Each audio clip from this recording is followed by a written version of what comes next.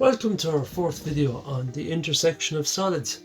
In this video we're going to be taking our knowledge on to the next level again, and we're going to be using horizontal sections. So it's a new approach to solving some questions on intersection of solids. In the first video we had our limits method, the nice simple prisms, and would find the points of intersection. In our second video we used elements, so straight line elements that are on the surface. In the third video there, we used vertical sections to solve some problems, and this time it's going to be horizontal sections. So in principle it's very similar to the vertical sections. It's just literally the direction that the plane is in, and the good thing is that it's not going to bring a lot of new learning here. It's just a different approach to solve a different style of problem. Example given here is our blue cylinder standing on the ground, and then our red sphere shown just here, and the red sphere seems to be cut by the cylinder as we look down and plan, or else maybe it's impressed into the cylinder. We're not quite sure. It could be anyone, it doesn't really matter, but that plan is complete. There's nothing else to show. We could maybe, if it depends on the setup of a question, maybe the sphere imprints into the cylinder, but we don't know. We're just taking it that plan is complete. It's when we look in at the elevation that the detail starts coming in, and that the full profile of intersection can be seen. Also, in turning on the hidden detail there, we can see the way it goes up. We have an extreme point right here at the top. We have a solid detail across the front. We have our point at the bottom, and then we're going across outside the external edge of the surface here, of the external edge of the cylinder, and wrapping back in around all with hidden detail. So there's quite a bit to do in this question. What I'd like to start off by doing is this. Okay, I'm just going to go, we're saying horizontal sections for this, so I'm going to drop in a horizontal plane, and I'm going to just cut anywhere on the cylinder, and we see that it's just a circle the same size as the base. So anywhere that I cut on the cylinder will just give me a circle the same size as the base, which means sectioning the cylinder doesn't actually change what it looks like in plan. So section it anywhere at all, there, tick it off, look down in the plan. It doesn't actually change what we're looking at all. So for this particular exercise, it's kind of like an introductory exercise. There's no change to the cylinder. Now what does change is this. Okay, as we looked at the red ball, it's full diameter in plan until we section it. So when I section it, I just accept that, we get 2 points on the profile of intersection. If we look down in the plan of that, that's what it looks like. If you section through the elevation, bring it back down to plan here, you get 2 points on the profile of intersection. And if you keep repeating that step over and over, you'll end up getting all of the points necessary for the intersection curve front. That's the back of the object, and out here at the front of the object. So a series of horizontal section planes taken through the objects, and in each position they find us points on the curve of intersection. Let's get started. Let's start this the way I've started most of them. It's just in the parts that I know are not going to be affected by this. So that is the outer edge there and the top. A little dash here so there's no one to stop. Now, what I'm going to start off with is just some points just to get me going here on this, because I need to get started someplace. I'd like 1 or 2 points just to kind of give me some idea of where this thing is going. Now, the first one I'll start off with is just through the center of the object. I'm going to horizontally section through the center of the object. Keep this nice and light. What does that look like down in plan? Well, that horizontal section right there, if I just call that section 1, down in plan, what does it look like? So I'm going to try and position that now here on my model as well. Section plane that, and take it up to the biggest position of this, which would be about here. Roughly around here, let's say. Now, as we look down in plan, well, it just looks like the largest circle. So the sphere is appearing as it largest possible size. So if I just look down and plan, well, there's the center of the sphere, everything is going to project down here onto the horizontal. The red is full size. So it's just a full size one, as we can see it already in plan. It's just our first section right there. And where did that red one get cut, or where does it intersect? Well, it intersects here and here. I get 2 points. I'll project 2 points, one up there and one up here. There are my first 2 points on the profile of intersection. 1, 2. There's a good start. Let's go again. Where do I position my planes is the next thing. I don't know. That's the answer here is I actually don't know. This looks like it's about 35 mil. I'm going to just see what this looks like at 10 and 20 at the moment. So one there at 10 mil, one there at 20 mil down, and we'll see what it looks like. I'm not really sure yet, so I'm going to just go with it and see what happens. I'll grab a purple color here. And what does this look like in the 3D? First of all, it's nice to show it in 3D before we go and draw it in 2D. So it's the very same as if I take my horizontal section plane and just drop it down by 10 mil below center.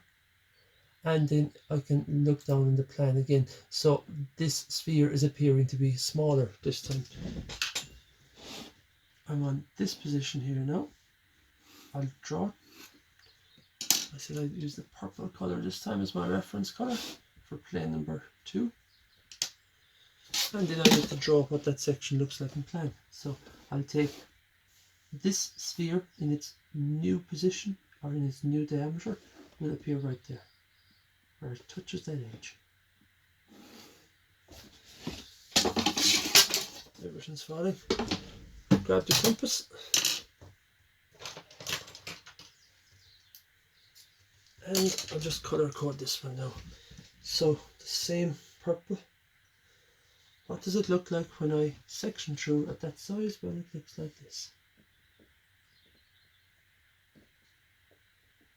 And as I section through at that particular position, that's what I get. I get number 2. So number 2 there refers to number 2 here. It's the same cut shown in elevation, shown in plan. It's brought down from the extreme side of my cone, of my sphere right here, down onto this horizontal line. Because if it's appearing as a true shape up here, it must be shown on a line parallel to the vertical plane down in plan. So there we go. Section number 2 is right there. What does that give me? Well, it gives me 2 points. Where does that section intersect with the cylinder? It intersects right here. And it intersects right here.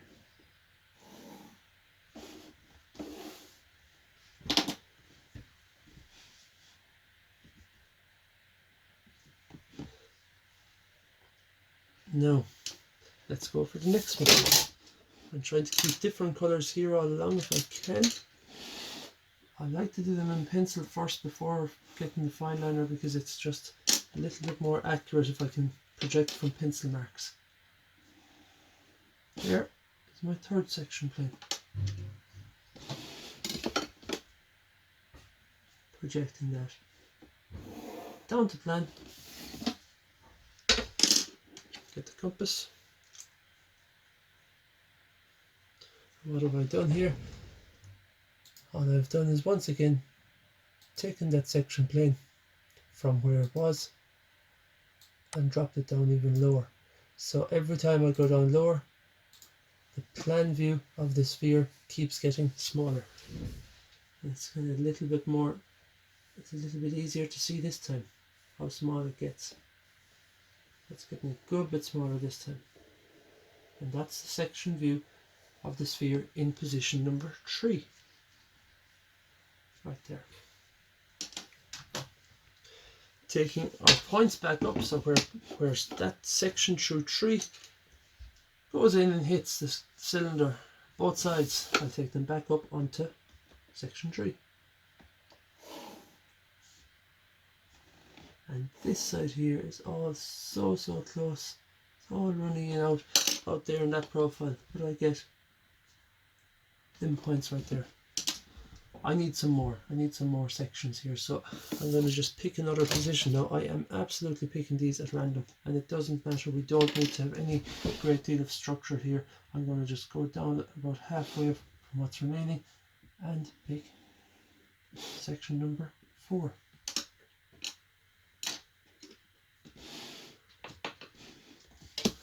Project it down to plan.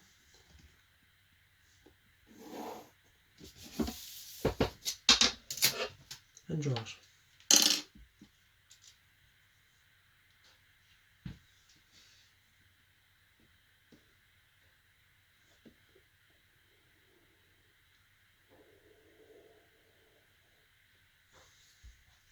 That's profile number 4 right there.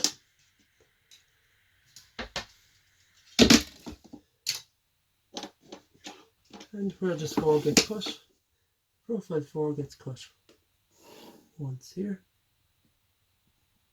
and gets cut once here. Really close to the outer edge, but not quite on the outer edge. There's 4 and 4. And as we can see now, we're starting to come down. It went out over the edge and back in, I think there. That's what I'd be suspecting. And we'll have a look at that one after. Now we're getting close to the bottom, and it's going to have to turn around here at the bottom to come back up again. So if I just turn it on in the elevation here so that we can see what we're dealing with, the profile is coming down around, wrapping around the bottom and coming back up. Now I need a final point down here. I'd like to have a final point down there, and we'll see how to get that in just a few minutes.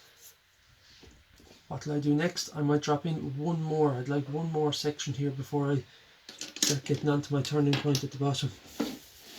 I'll just drop it in again halfway down.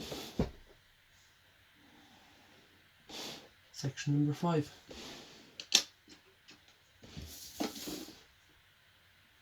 There's the size of it.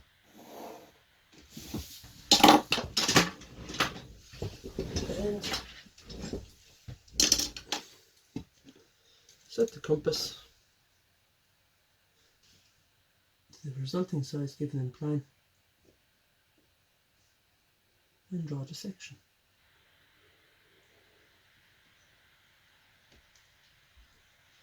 So there's section number 5 in pink. So that pink cut, and all the time here, all the while, like in some of the harder drawings, we've two objects to cut. Well, I'm cutting both objects, but at position 5 it's still the large circle. At position 4 it's still the large circle. So there is no real change as such to the cylinder right here. So usually there is, in this case there is not.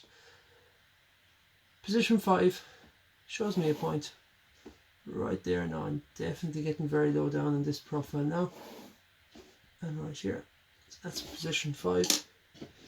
And if we really wanted to get into this now, I suppose we could probably start now and join all the dots around there. But where is the very lowest point in the whole thing? Well, I'm going to have to find it by finding the smallest possible circle right here.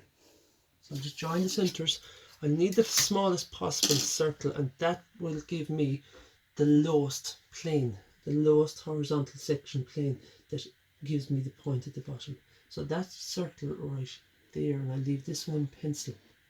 Okay, that circle right there, which is the smallest possible one, is section number 6. I need to work retrospectively now and bring that back up. So on all the other examples I was bringing my detail down. This time I'm bringing the radius of that up to elevation. So up onto the elevation. I'll show my horizontal section. There's number 6. And where is the point on that horizontal section? Well, it's here on the line linking the two centers. That must be the point at the very bottom of this profile, right there. So now we're starting to get a little bit closer to the solution here. We're wrapping around to that point at the very bottom and then feeding back up again. Now there's also one more point that I need right across here on the extreme left of the object, right there. That has to give me, as I said in the last video, it's a bin point of sorts, some sort. It's a bin point, but it doesn't really change the direction of the profile as such, but it will show me where my freehand curve touches the extreme edge and comes back in again. And I suspect that is between 3 and 4, between the green and the brown here, at 3 and 4, my profile comes down, hits the outer edge and comes back in. That's where it hits the outer edge, so I need to find that. I'll leave this in pencil, no need for any extra colour here. I'm going to section it at that extreme point.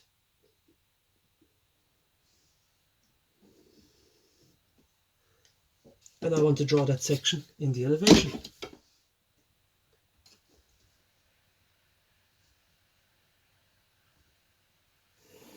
And it lands there between green and brown. And what does that give me? Again, just like I said previously, I probably shouldn't be calling these a bin point because they're not really a bin point. They don't adversely change the shape of the freehand curve, but as we see them in elevation, it's where maybe hidden turns to solid, or it's where a profile hits an edge and comes back in, and that is going to be right there. And I'm going to just continue on and call it a BP. One right there touching the edge. Now you might have to slow this video down maybe and zoom right in on these points, but I'm going to very quickly, just for my own sake, get an idea of what this is starting to look like. Everything now I'm putting in is light because I don't know what's light and what's heavy yet, so everything stays light. This is the curve along here, from the red to the purple to the green to the BP, brown, pink. Then I'm down to this bottom point right here. I'm going to just call that point A right there. That is the very bottom point. It's the lowest possible point on the profile at A. And then we start making our way back up to the pink profile, brown, green, purple and red. That's the bottom half done. And that's the hardest half done actually. Even though the top half is going to be very similar, we actually have so much of the hard work done now. That's the good news. What do I mean by that? I mean that we can use these cuts twice. Every cut can be used for two purposes. And how does that work? Well, when I take a section view, and I'll just turn my detail back on, a section view that gives us the sphere appearing this size right here, well, it'll also give us the sphere appearing at the same size up here if we do a second section through where it appears at the same diameter, top and bottom. So that's the really handy thing about this. So now we're going to start at the center and we're going to work up from there. So everything above that, if we just take that section and look at it right now, everything above, well again, it's just the sphere appearing smaller than its outer edge or outer profile right here. That's where we go next. Now, how do we make that work on paper? So, I want to minimize my workload now. I don't want to have to do, what have I here? 1, 2, 3, 4, 5, 6, and I had a 7th and an 8th. I don't want 8 more horizontal sections, that's for sure. So what I'll do is this. I'll take this one here at number 2 and I'll just take it up into its position above, directly above where it appears the same size. And that means I can just twin up on the use of what I've drawn here and planned. It makes things a lot easier for me. And right here, what would that be called? I might just call that 2T. So that's horizontal section 2, same size as 2 down here, but it's the one at the top. And what does it give me? Well, if I did cut it, I'd be bringing it down and it would show as the purple one right there. So where I had point 2 down in plan, I bring it up again. And that's it. You know, it's just so it's a nice, handy and efficient way to do this. Where I have point 2 exposed right here. To go up a bit further with that, I bring it up and dot it. So there's the first. And from there we just keep going. The green one. Let's find the double for the green one here.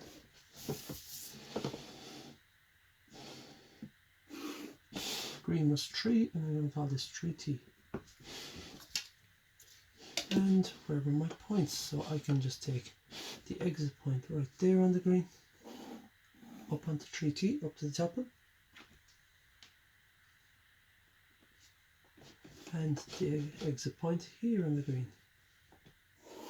from 3 up to 3 on top.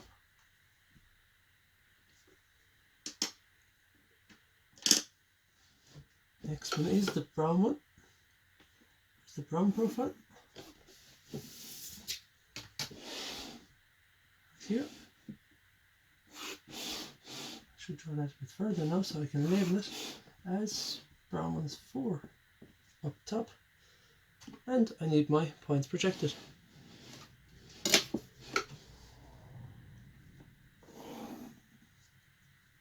It's ever so slightly in off the extreme edge.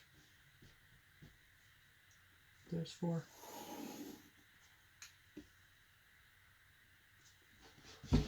And what's left? I have profile 5, the pink one.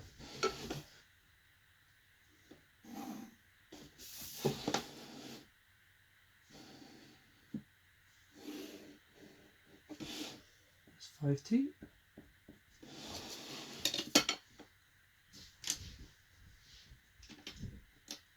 And project my points.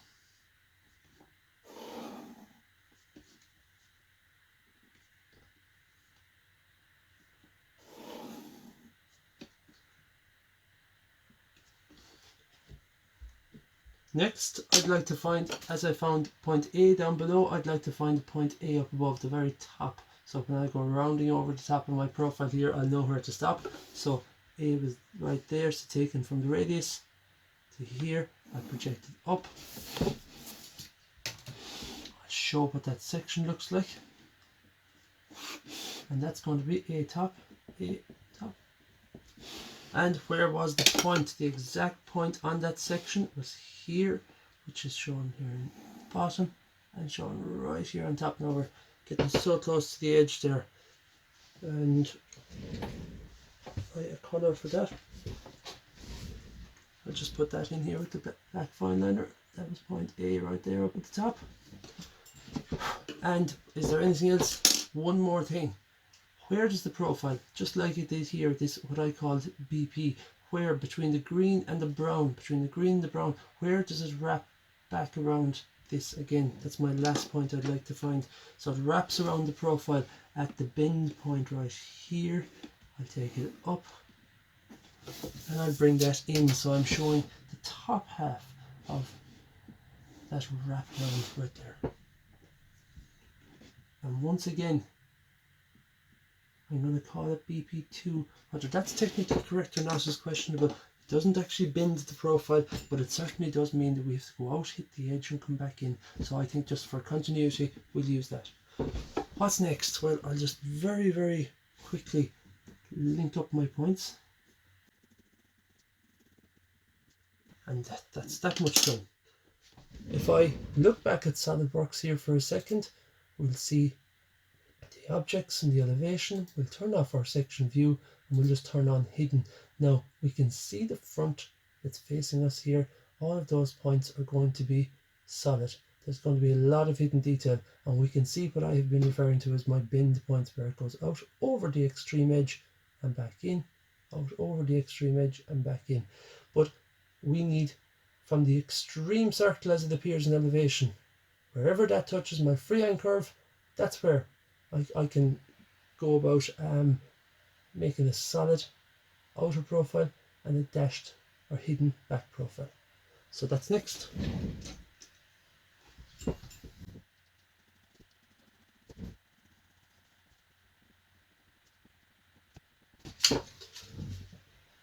The last thing I'd like to do then is just heavy in the portion of the sphere that still exists, that's not been cut off, because part of the sphere is missing here.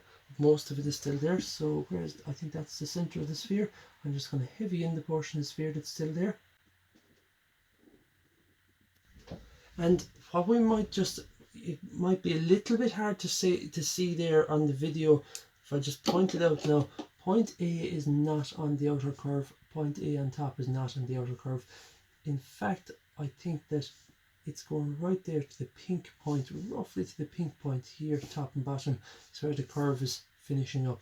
Okay, now that is just quite an important point. As we can see, point A is just below, right down below, and it's going to be the same here in this model, that where the compass drawn circle reaches the freehand curve is not quite at the bottom of the profile. So A would be down here and they're meeting just up here a little bit. So that's quite accurate as to what I have there on my sheet. The other purpose of those two, again I'll call them bend points. The other purpose of those two bend points is so that I can finish off my edge. I can draw solid until I hit the sphere, but then it has to be hidden down to those bend point here. And from the bend point below, I'll go hidden until I'm out from behind the sphere and then solid down to the ground. Last job, as always, is to add a little bit of colour, because right now it looks a little bit random, but we'll add a bit of colour and it should bring some structure here.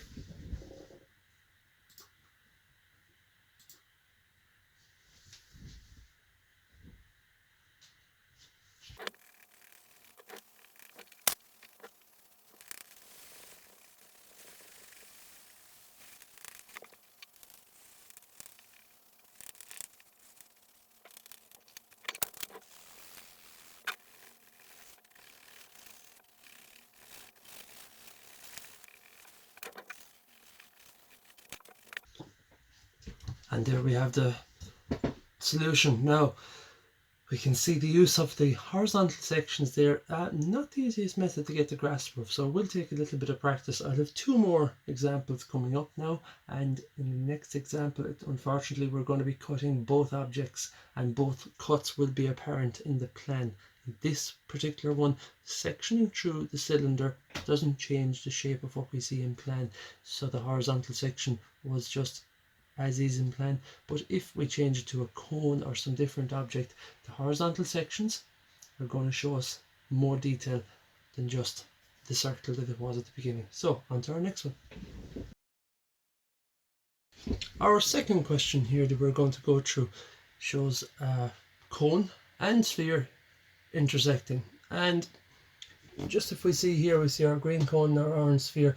I think it's a nice style question now to work on to help us with developing further the practice of using horizontal sections to find the profile of intersection or line of intersection between two solid objects. As you can see, the orange sphere is not complete. It is completely cut away by a portion of the cone right there. So a good bit of that orange sphere is incomplete. We need now to find how much of it is incomplete, and then we're going to need to find the full profile of intersection, including down in plan. And plan, as they're given at the moment, is a full sphere for the orange, but what would we need? We're going to need to see what the upper area in solid detail is going to look like as it wraps around, and the hidden detail down below. And in elevation, probably something quite similar.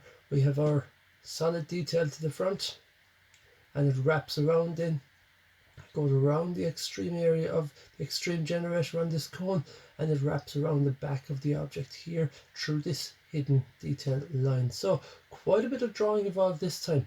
We'll just turn solid detail back on there, and we'll bring it back to a 3D view, and we'll get started.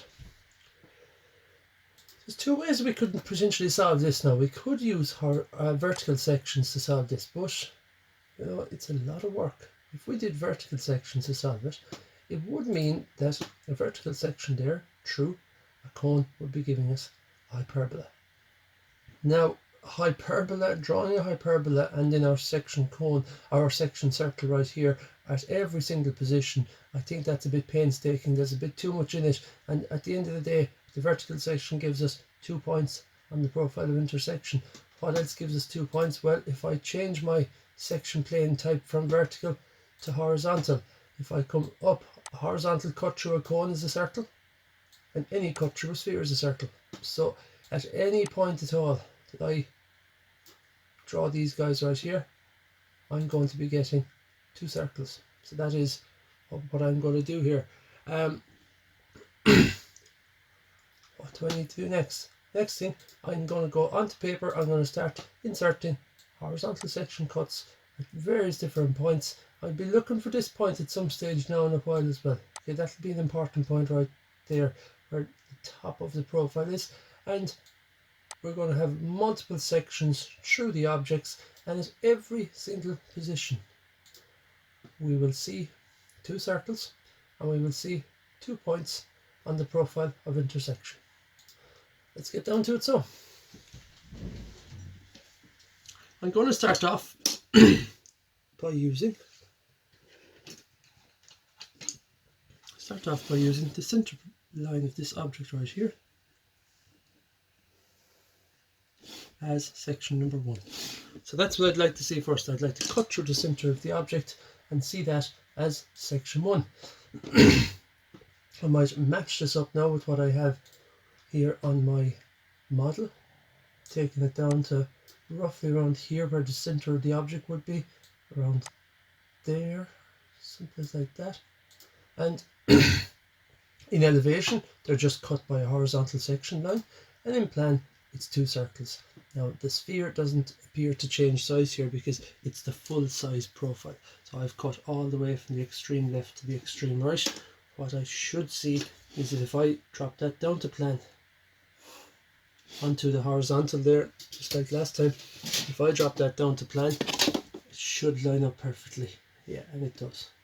So there we go, it's full size. So the red section right there is full size down in plan. So my red section in the elevation, and I'm not going to put this in a compass because I don't really need to.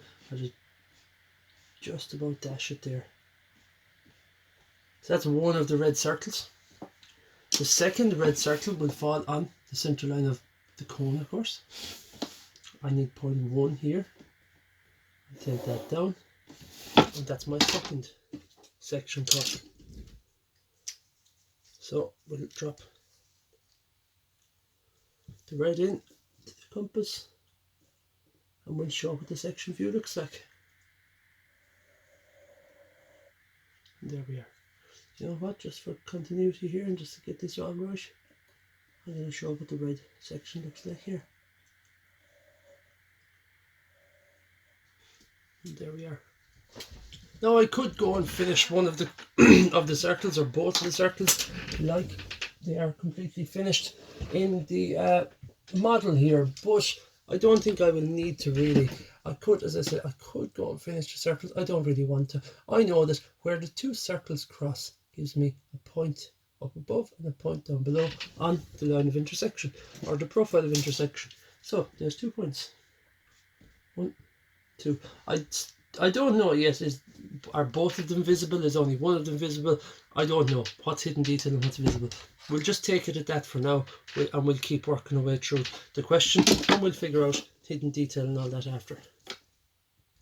I'll just draw the vertical axis through this right now for a second, just to plot out a few positions here. I might just go up 10, up 20, and I'm not sure is anything going to happen there at up 30, but look, I'll do the 10 and 20 first of all, and we'll see. So a lot of this is going to be repetition, so I might speed through 1 or 2 parts.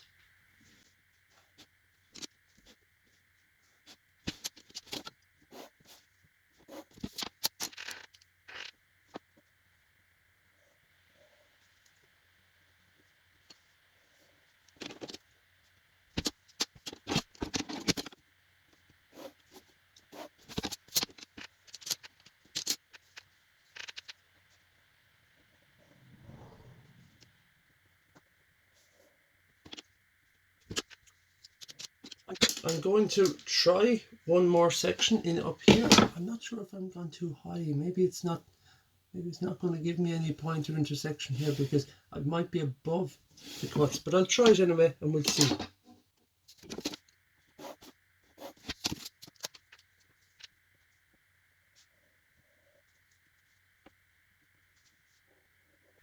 And I'm just above where I want to be. And why is that? Well, if we look in at the elevation here, and I'll just change the position of my section view to roughly the same position as I just picked here at number 4. Well, if I just go about there and I accept that section view and we look back down to plan, well, they're not touching, so that's not going to be any good to me, that one. I'm going to drop one more in just below that position, and it should get me, hopefully get me 2 points. So I'll go halfway between the blue and the brown one there.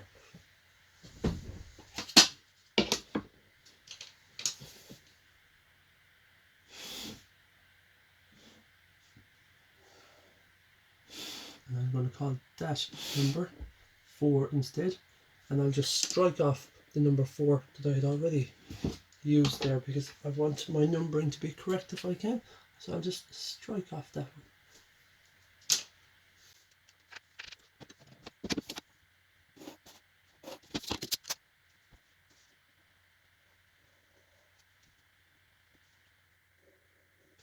And where the 2 pink circles cross in both positions gives me 2 more points on the profile of intersection. So now I've quite a few points. I have 2 on the red, the green, the blue and the pink. So that's 8 points so far. I'm now going to work down to the bottom half of this object, and we'll see how we get on there now. It's going to be an interesting one to work with, but the last thing I want to do is to overcomplicate, but I still want to I don't want to fill my page up with unnecessary work either. So just like a previous drawing there, I can use some of the same projections of, let's say, the brown might even be useful down at this point. The brown, the pink, the blue, the green, and the red. Or sorry, the red is common, that's essential, but I could possibly mirror all those planes down to their exact, so there's the blue, the exact position it would line up with down here, which will be really handy if it works. Let's give it a go.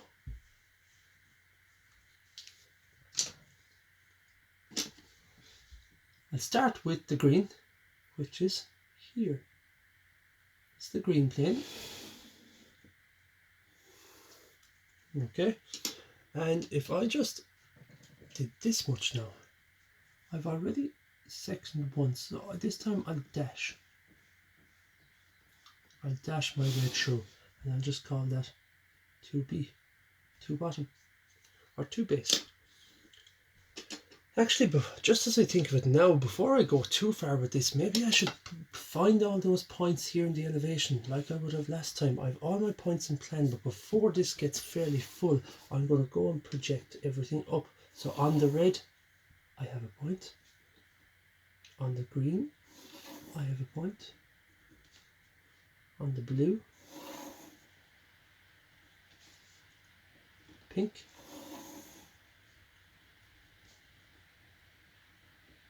and then on the far side I have the pink,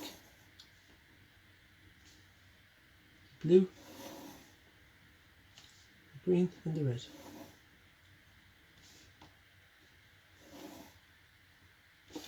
So that's starting to come together for me again, just like before. Now if I just started, I need a top. I'd like to have a top point there. I might put one more plane in after, just to catch the top point of the curve. For now, I'm just going to freehand it in there as best I can. So that's as much of the profile as I have at the moment. Back to this green dashed one. So the green position above, and I just lined it up exactly with where the green, so the section view that caused this green circle right here, I want to get the exact section view below the axis that would cause the exact same size green circle, and it's going to just save me a lot of trouble as I work with this. So there's the green. If I just put a little bit more weight in this pen. So in the green dashed position, what changes?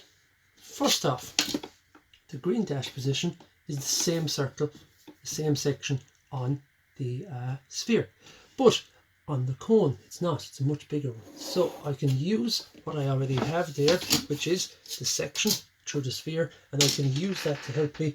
It splits my work by 50%, and then I do this. I get my green dash. So new size right here, and there's my green dashed position. So it's just 50% of the work this time. Is much handier for me if I can manage to merge up those two size ones sections from the top of the axis to below the axis, and I start getting green dash through green. Gives me a point here and here. Projecting the elevation as always.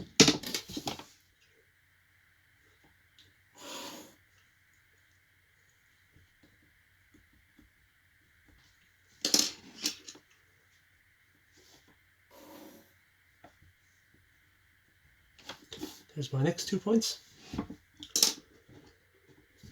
Where do we go next? The one above the green was the blue, so I'm going to go with blue dash this time. So following down from the outer point in the blue to the matching one down here.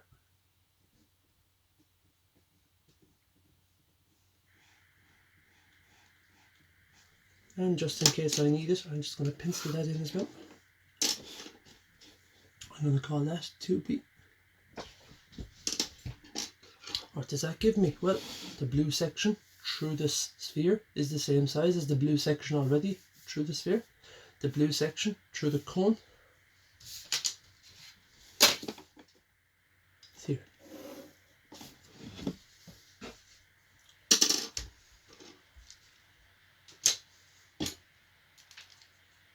Blue section through the cone is going to look like this.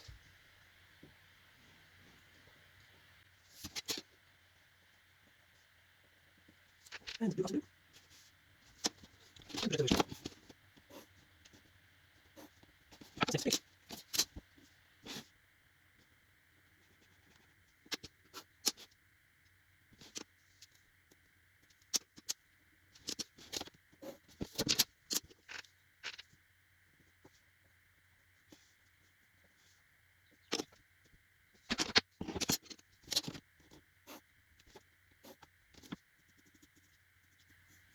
I like for these more complex questions to just maybe every now and then just join the dots and make sure it's still making sense, and it certainly is in this case.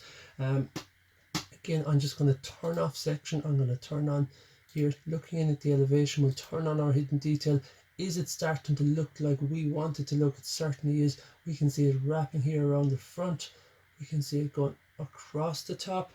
We can see it coming right back down along. And we're hoping now that we're getting down close to the base of it right here, which is great. Now, the next thing we'll do, we'll just take one more plane down lower. We'll see if that gives us a couple of points. And I'm hoping that this brown plane that I put in at the top might actually come in useful to us now. And that would be straight down from it right here.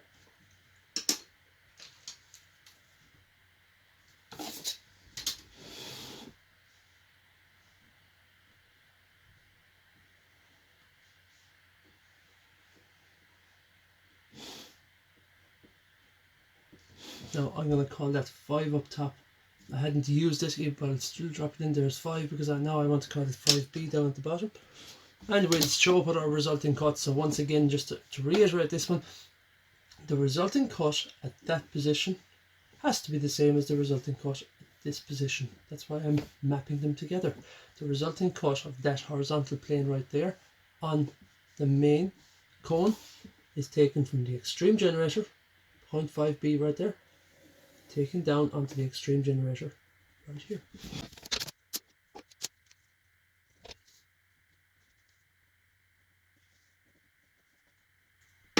And we get 2 more points. Project elevation. Now I'm going to go for one more section because that's a little bit too far, I think, to freehand it. If I can get one more section in there, I think it'll definitely help. I'm going to keep it quite close because I really think this is going to take quite a short turn now. It's not going to go down much further, I expect anyway. Maybe it'll go down a few more mil. I'll take a plane around here. We'll see how we get on with that. So one more plane there, just up a little bit right there. Color code that one in purple.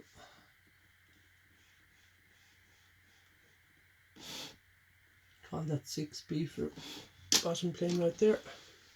And let's draw what the resulting cut looks like on both solids.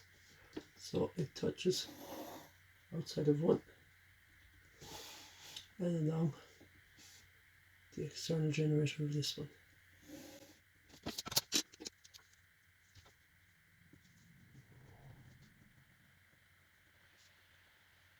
So there's cut 5, or sorry, that's cut 6, and you have cut 6 here.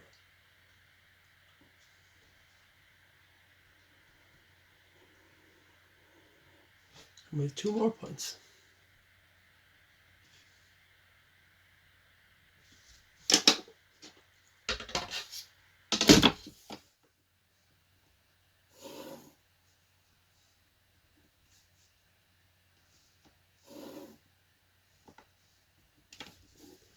Now it's like as if we could just keep going and going with this. The profile seems to be going down so far, but I think I'm going to leave it at that. I think that's probably enough work done right there. If we wanted to see exactly where we have our top point where they meet and the bottom point where they exit, we would need to take a section or an auxiliary through this line right here.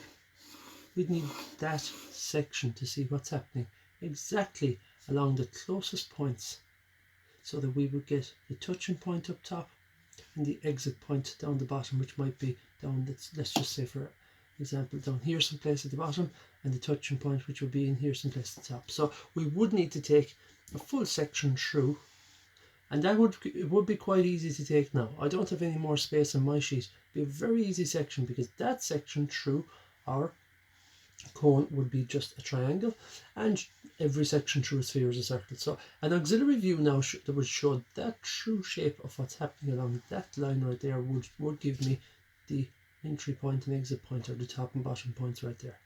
I'm not going to do that, as I said. There's no need to overcomplicate it. If I haven't overcomplicated already, there's definitely no need to go any further. I'm going to just bring this around nice and smoothly and restart the other side. And I'm going to join my dots down here.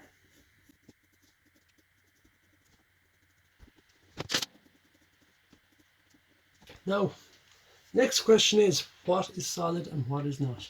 Well, all we do know here is that from looking at SolidWorks and just from, I suppose, our ability to visualize what's happening, we probably know the elevation as the easier one for now. To start with, we probably have a good idea of what's solid and what's not here, because if I just start off by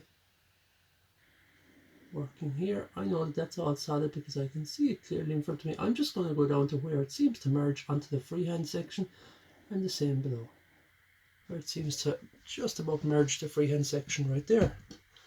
Then I can go ahead, and I'm going to make sure to merge them in nice and neatly up here, and I'll do the same at the bottom. I'll have that base of the curve in contact with the circle. So that's what the profile looks like in the elevation.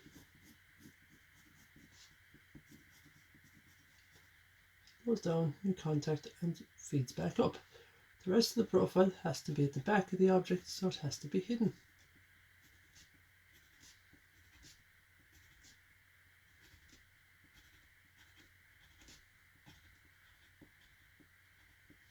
There we are. So that's the elevation. The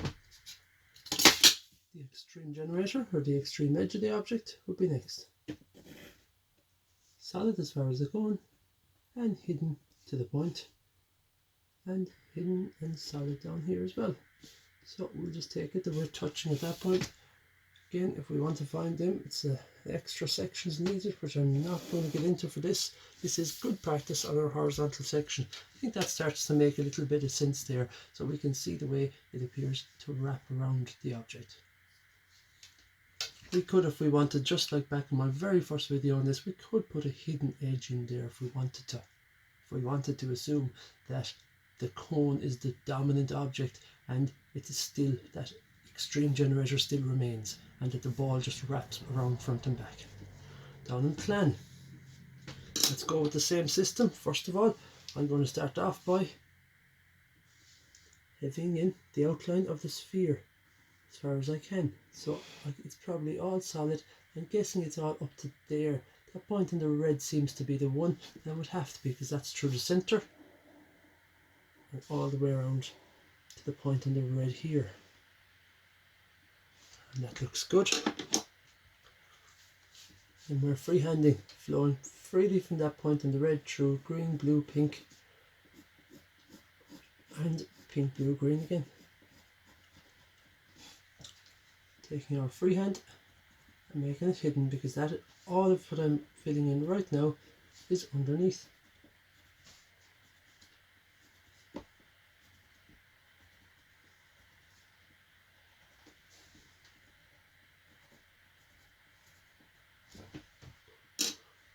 And there we are. I might just drop in the outline of this object now. Everything's after getting quite dark with all the colour used here. So I'll outline this object.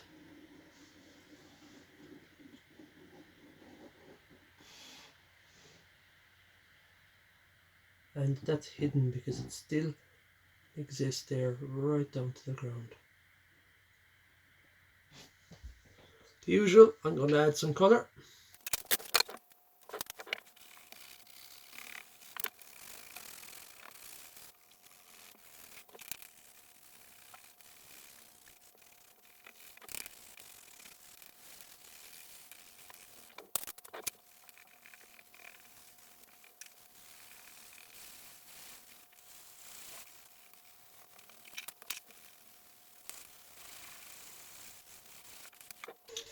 And that is that one finished. So, nice use of our horizontal sections here just to find the full profile of intersection or contour of intersection between these two objects. We have one final question left in this video, and again another little step up in difficulty this time.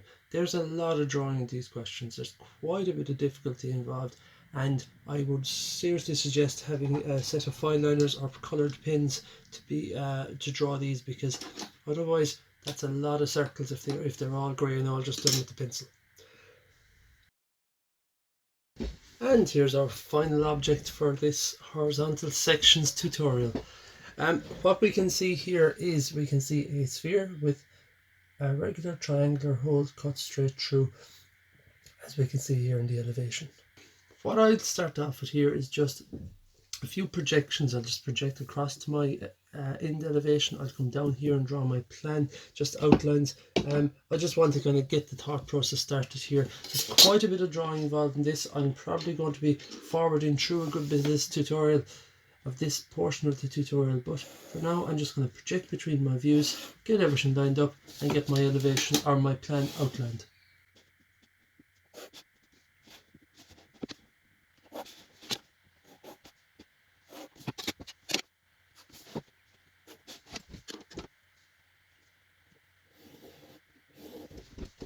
Now I'm going to start off here right there with point. I'm going to just call that A, and that's it. If I can just find point A in every view at the moment, I'm happy.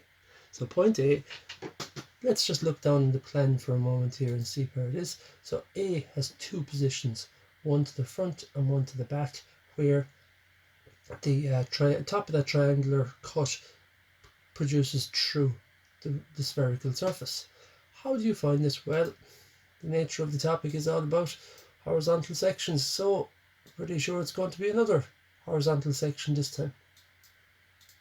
So if I just set the search for that here for a moment, take my section view and add the shortcut there. Section view horizontally right up. Where do I want it? I want to go right up there. It's not quite, it's almost dropping perfectly for me. So it's just a little bit low at that. I'll just leave it like that. So a horizontal section through at the top point of the object reveals, of course, a cut, a section circle on the sphere. So let's do that.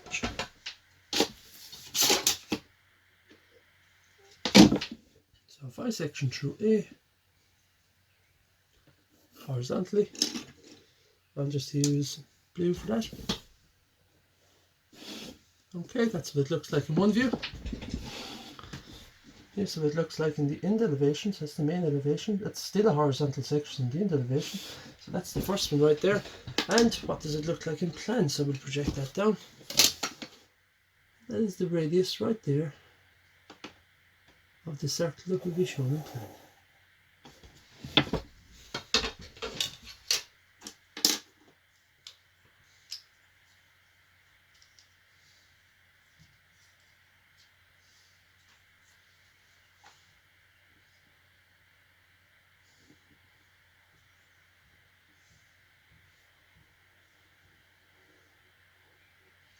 Now, that section in plan, if we look at our model again, that section gives us that front and back points. Now I understand there's a small opening there, just placing of these section planes isn't always ideal, but we get the back and front points of the opening. So we'll call it point A there at the back of the opening and point A here at the front of the opening. So that's a start. The next one I'd like to do, actually, before I do, I need to find those points as well. I want to find them there in the end elevation. So as I work along, I'm going to keep finding points, not to be leaving them all until the end.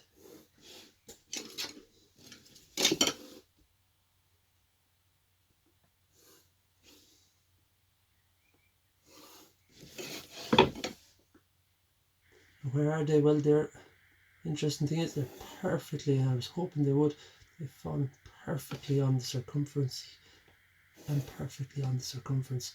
Why is that? Well, if I look at my end elevation, should they fall perfectly on the circumference? Yes, they should. That would be the point A, front and back right there. So it's great. Now they fell perfectly there. What should I do next? I think I might just jump down now, and I'll call these B and C. B and C. They'll be my next ones. So I'd like to find point B front and back, and point C here front, and there'll be one at the back. So that's next. We'll go with a different colour this time. I'll draw the section as it appears there in elevation, which is the same section as it appears in the end elevation. Okay, I'll project that section down the plan.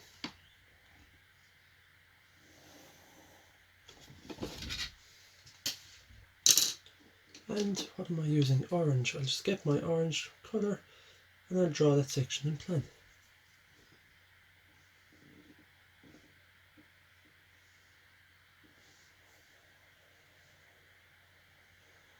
And there we have it.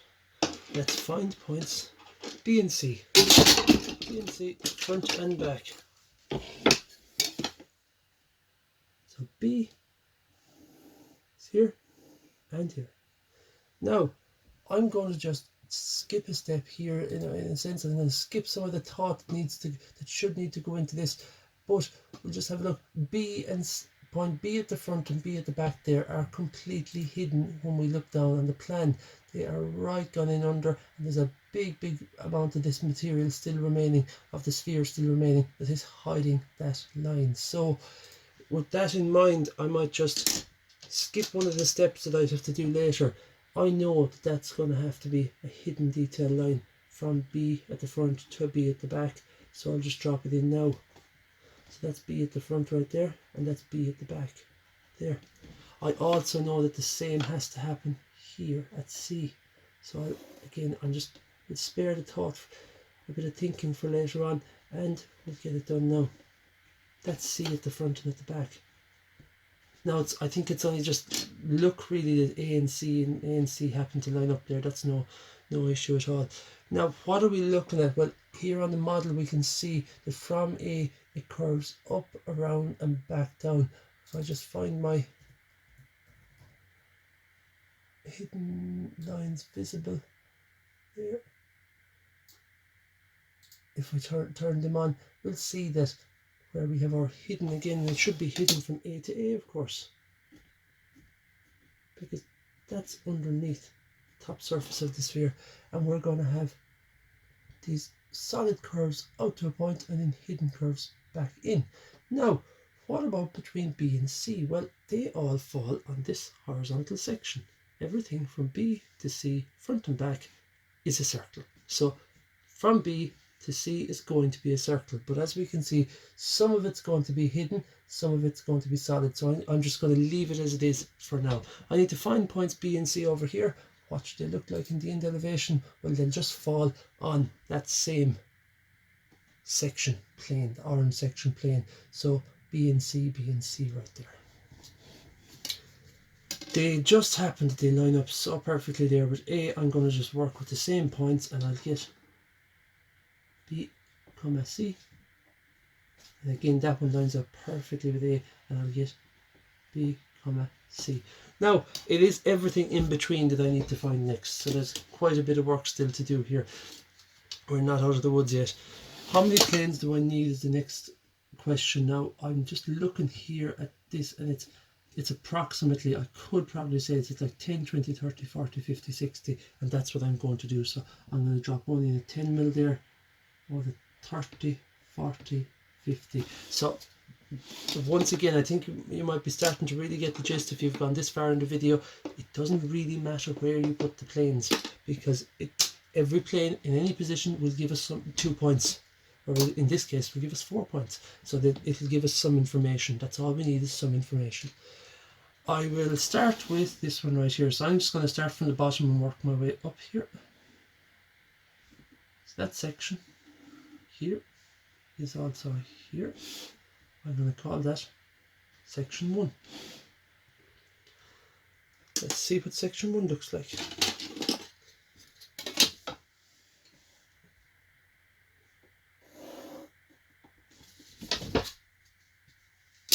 So what should it look like is the big question. What should section 1 look like? It should look like something a little bit like that. Oh.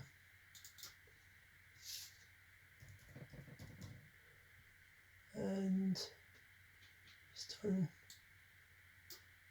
the detail back on there again. That's what the section should look like. So let's draw that one. I've taken down the radius of that resulting cut. And I'll draw it.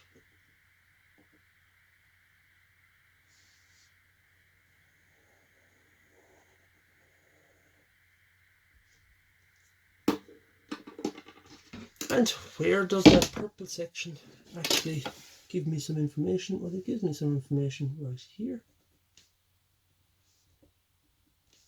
So if I project lightly, I'll just heavy in at the point and heavy in at the point, and it gives me information here.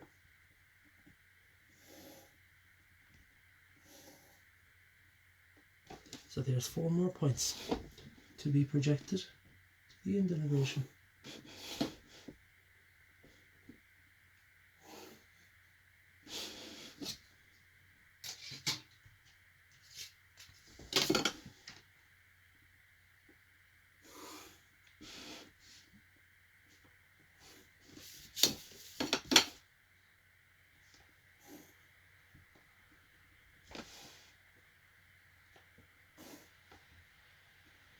As you can imagine, there's going to be a lot of repetition going on now. So next what I'm going to do is this one right here, through the center of the object. We'll see as we raise up our section plane and we come up to, I'll just turn the elevation there, as I raise up my section plane and I bring it up to the widest point, which will be somewhere around there.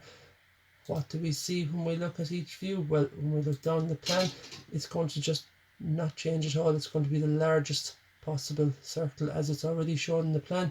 And when we look in over at the end elevation, it's also going to be along the center line of the objects. We'll get 2 more points on the cut.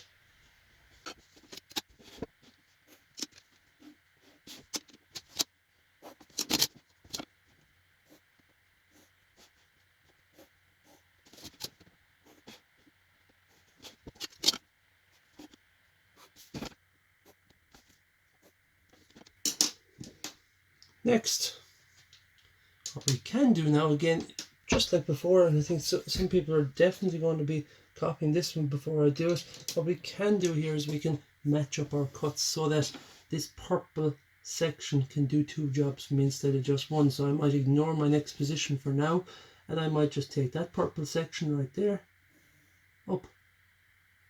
And if I measured really accurately as 10 up and 10 down, well, it would end up being the same section anyway, wouldn't it? Now I'm going to just use pink here for this color. Get that pretty accurate there. There's my pink section through in both views. But that pink section, as it cuts the sphere, is the same size as the purple section. So it just does a double duty for me. The purple twins up as the pink, so it saves me some hassle.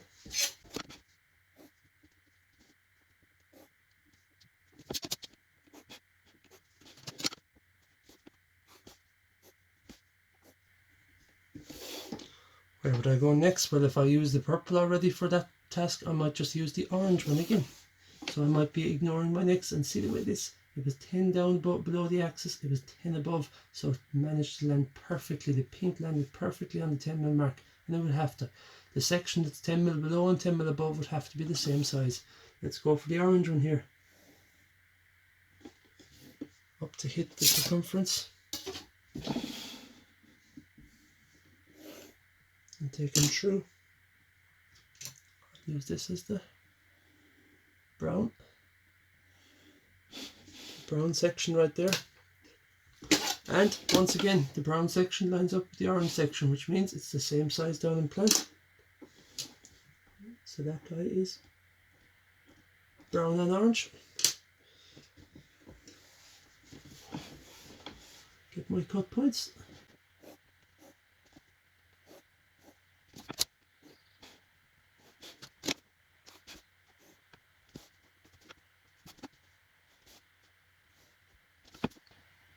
Where are we next? We'll go for one more cut section just up here. I've already marked. I've nothing already done down there that can help me this time. So, new section cut. Any colour I haven't used. Green, if I can find it.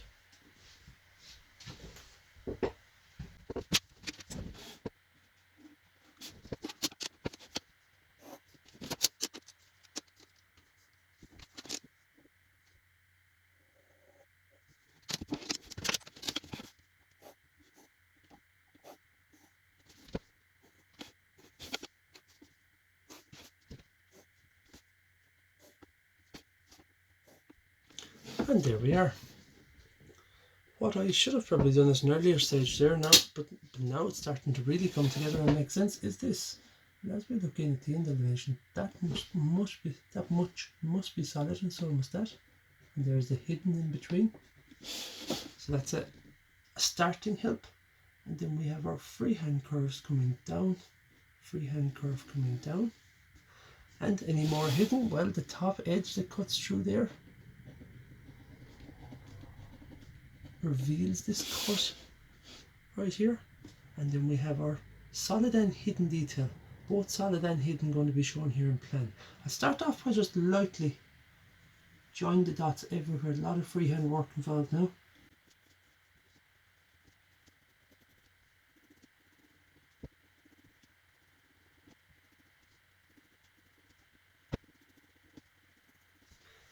And now the next thing is going to be to heavy in what should be heavy and leave the hidden detail light.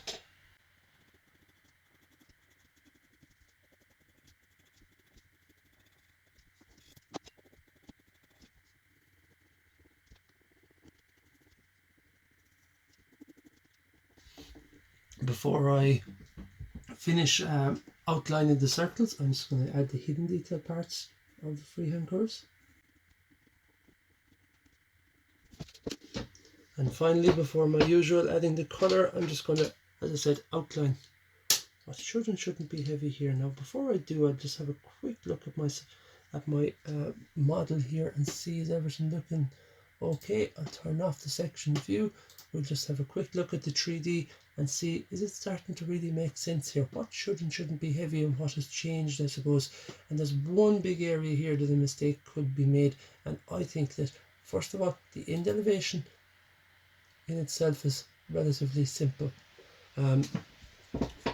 We can just heavy from that exit point at A, we can just heavy around from point to point. There's no issue there. Everything below as well, below the section there at BC is heavy. That still remains as it was, everything below BC, and that's it, that's the end elevation. Now down in plan is where the fun starts, trying to figure out exactly what is remaining that's full size. Well, everything here on the left and right, of course. So here, this portion on the left and this portion on the right, they're going to be solid and continuous.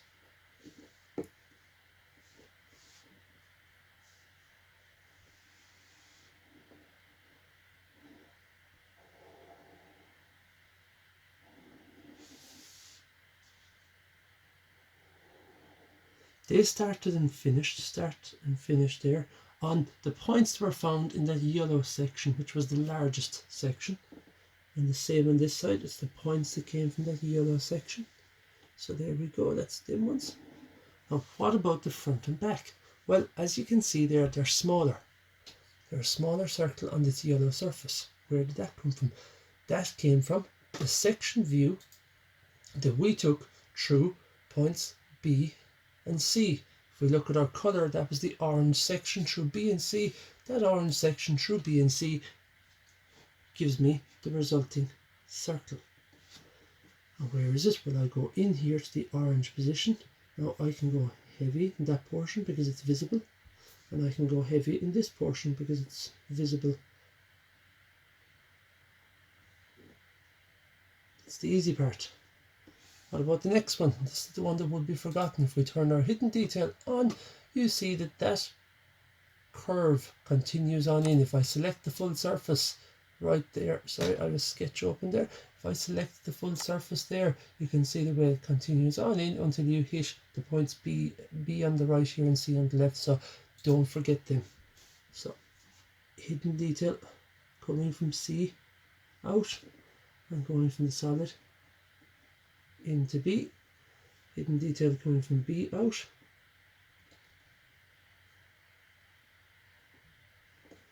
And from here into C again.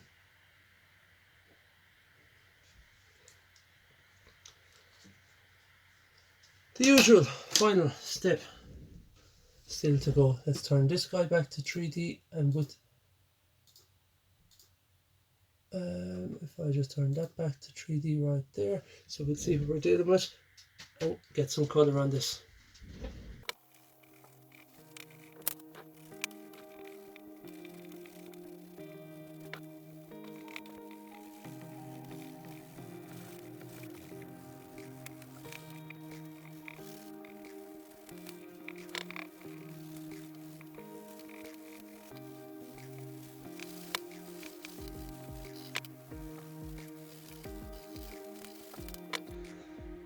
There we have it. Final question finished for the horizontal sections method of finding the intersection of two solids. Now, nice little example here. Tough enough one though to visualize everything that's happening. I think that the models here are a great way of maybe helping out with visualizing everything, but not the easiest one in the world to visualize everything that's happening there. Very easy one to forget would be the hidden curves that are falling on this horizontal section that creates the base right here. So I hope you've enjoyed working along with me on this tutorial and these three questions that I've created 4 tutorials. This is my 4th one on intersection of solids. We've had our limits method for the basic shapes, we've had our elements method, we've had vertical sections, and now horizontal. I hope that you've maybe got a good feel for what the methods are like, what they're like to use, and what the purpose of them is.